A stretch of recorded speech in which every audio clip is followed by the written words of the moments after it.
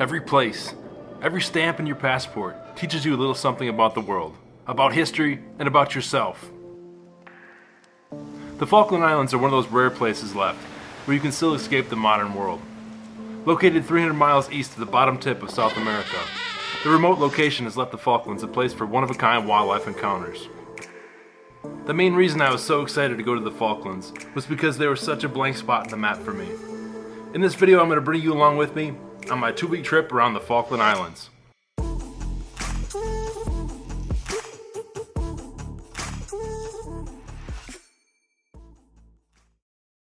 But first, let's cover a few of the basics. Maybe you're wondering, who owns the Falkland Islands? The Falkland Islands are actually a British overseas territory, and most of the people who live in the Falkland Islands are of British descent. You might even notice a lot of similarities between the Falkland Islands and the British Isles, like sheep, lots of sheep. Plus there's extensive peat bogs, and even a few traditional pubs, and of course the quintessential red telephone booths, just like in London. Before we jump in even further, a super brief history about the Falkland Islands. The earliest recorded history of activities in the Falkland Islands was in 1690, when English captain John Strong discovered the islands while traveling around the tip of South America. The islands remained uninhabited until 1764, when the French, and a few years later the British, established colonies. Today, a total population of around 3,300 people calls the Falkland Islands home. They share the islands with a few million sheep and some pretty amazing wildlife. My first view of the Falklands came as our plane from Punta Arenas descended below the clouds, revealing clusters of islands with long finger-like peninsulas and deep bays carved into them by the forces of nature. Down the long dusty road from Mount Pleasant Airport was Darwin, a settlement in the center of East Falkland Island, and the Darwin Lodge would be our base for the first 2 nights of the trip. My first impression of the islands were almost otherworldly. The landscape is stark, without a single tree, or anything growing higher than ankle level. But there was a rugged beauty that was undeniable. The landscape was accented by several major waterways, and Mount Usborne, the tallest point in the Falklands, looming in the distance. The one thing that livened up the dusty brown landscapes were the brightly colored gorse bushes that randomly covered the hills and small patches of yellow. Now the reason we started here in Darwin is because if you know anything about the Falklands, it's probably the Falklands War. In 1982, Argentina sent 11,000 troops to occupy the Falkland Islands, claiming them as part of Argentina. The claim goes back to the time of the Spanish conquest of the New World, and then Argentina's claim to Spanish territories in the South Atlantic in 1816. They attempted to assert sovereignty over the Falklands, which all came to a head in 1982. The British responded by sending more than 5,000 troops of various divisions, including many special forces, to take back control of the islands. The result was a 74-day conflict. During the fighting, nearly 1,000 people lost their lives, over 600 Argentine soldiers, more than 250 British soldiers, and 3 Falkland Islanders. So back to Darwin. Darwin and the surrounding area was host to some of the most important battles of the War of 1982. However, looking at it today, it's hard to imagine anything bad ever happening here in this peaceful little village surrounded by quiet rolling hills. On our second day in the Falklands, I rode around with a local guide, visiting many of the important war sites. The first stop was the San Carlos, the original landing site of the British troops. And then nearby is a memorial dedicated to more than 200 British soldiers who lost their lives defending the Falklands. The memorial is set in a picturesque place overlooking Blue Beach, as it was called during the war. It's well maintained by the Falkland Islanders, who, nearly 40 years later, are still very grateful for their sacrifices. A short drive away is a memorial to the Argentine soldiers who died in the conflict.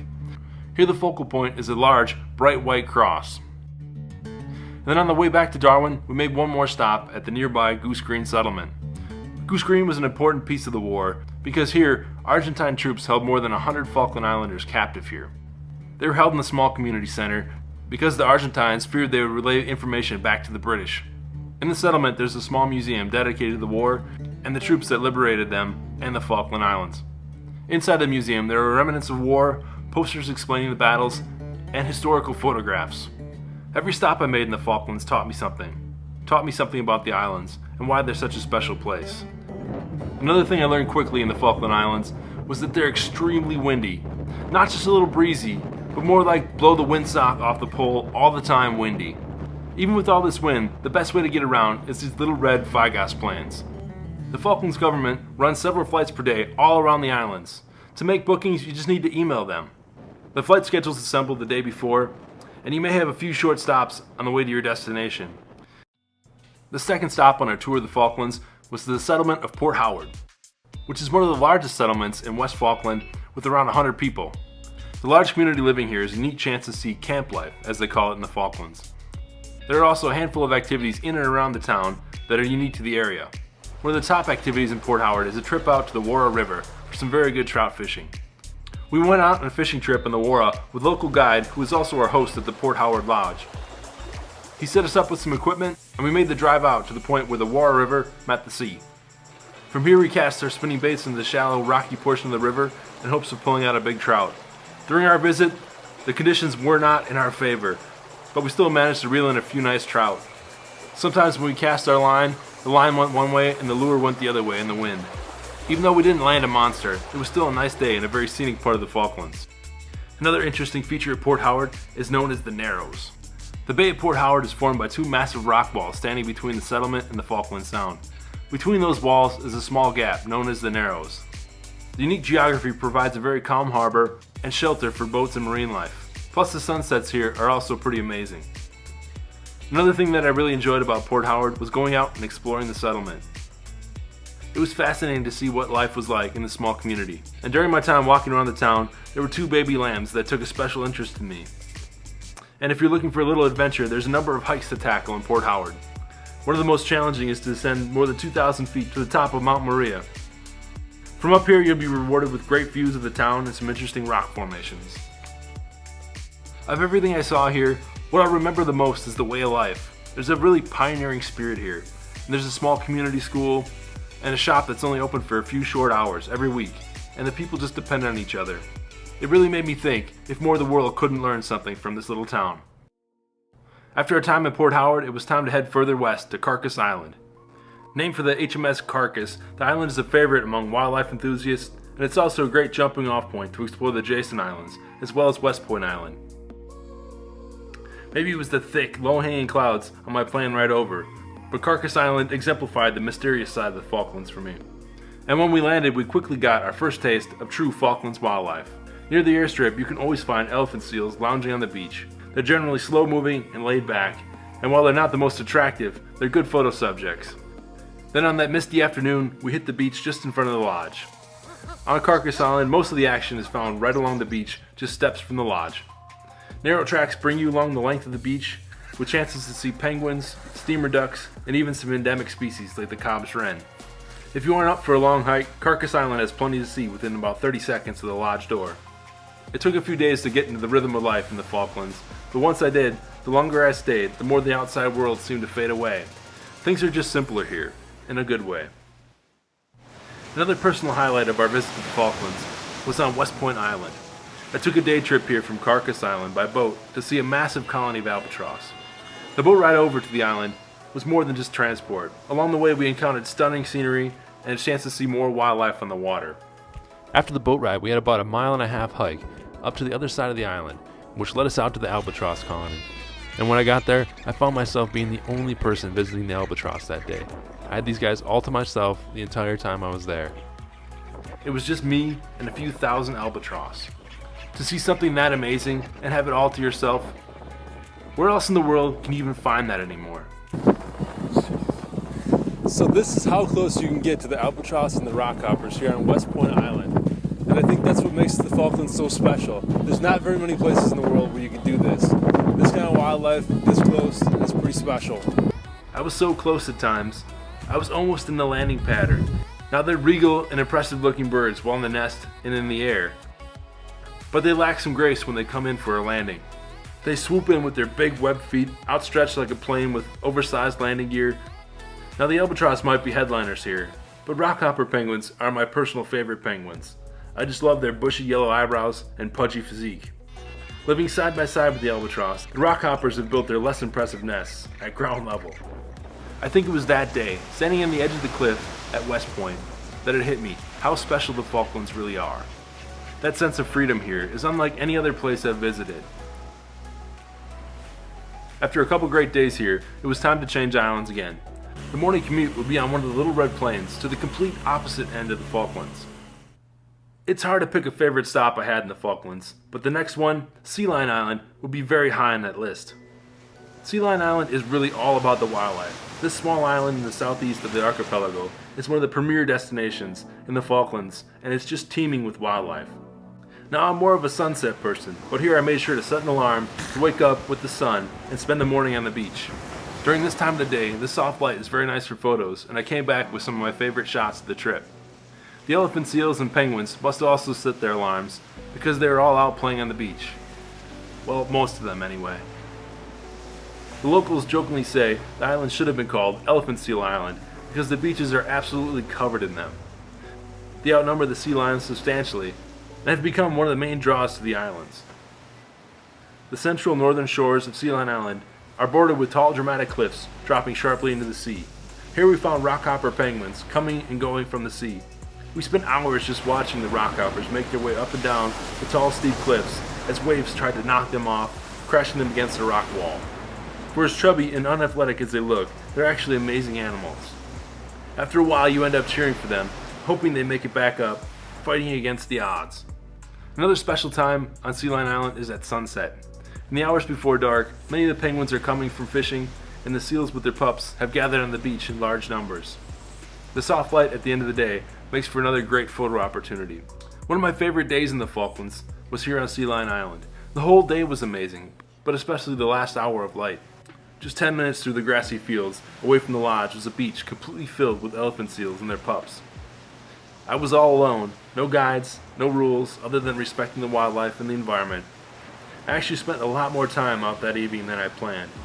While I was watching a group of cute seal pups splash around in the shallows, a massive brawl between adult elephant seals had broken out.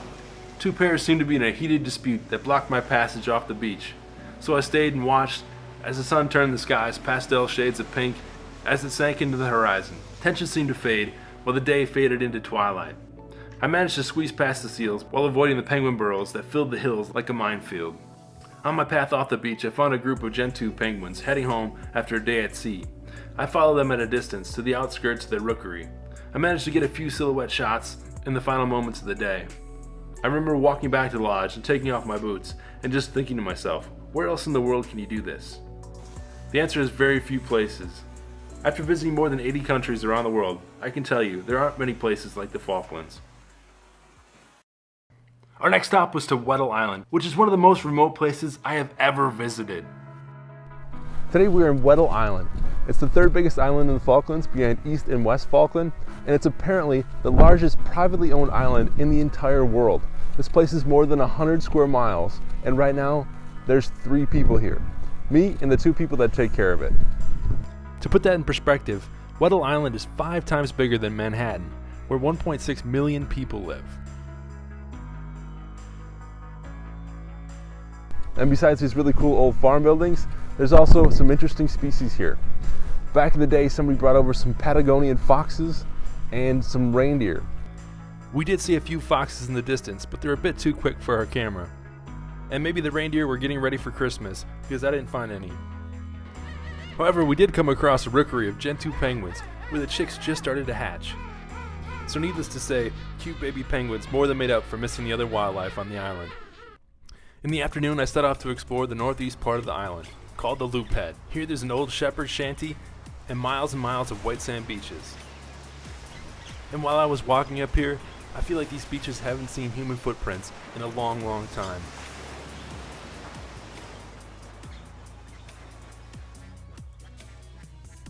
A trip to Weddell Island was a unique experience, with a sense of remoteness that's hard to find.